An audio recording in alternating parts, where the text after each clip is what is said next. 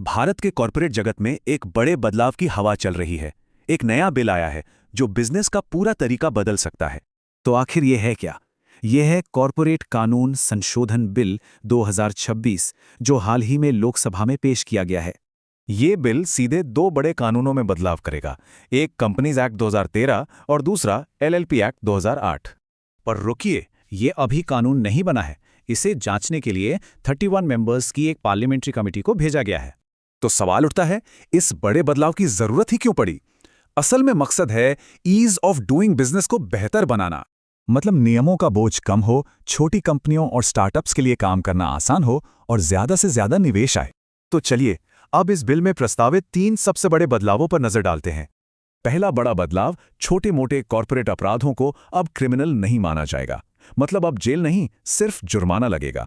मकसद साफ है, अदालतों से मुकदमों का बोझ घटाना, ताकि बड़े और जरूरी मामलों पर फोकस किया जा सके। अब बात करते हैं दूसरे बड़े बदलाव की, जो कॉर्पोरेट सोशल रिस्पॉन्सिबिलिटी यानी सीएसआर से जुड़ा है। देखिए, सीएसआर के लिए मुनाफे की लिमिट अब 5 करोड़ से बढ़ाकर 10 करोड़ कर दी गई है, पर 2% खर्च का नियम वैसा ही है। तीसरा अहम बदलाव डिजिटल गवर्नेंस को लेकर है। अब कंपनियां वर्चुअल मीटिंग्स यानी वीडियो कॉन्फ्रेंसिंग से भी कर सकती हैं।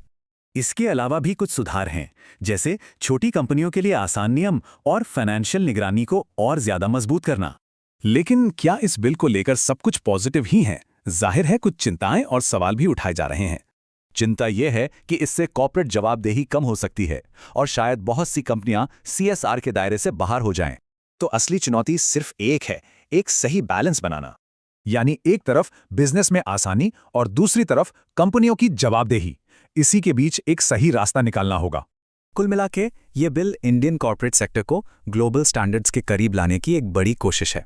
तो बड़ा सवाल यही है, क्या आर्थिक तरक्की और अच्छी गवर्नेंस साथ साथ चल सकते हैं? इसी बैलेंस पर इस बिल का भविष्य टिका है।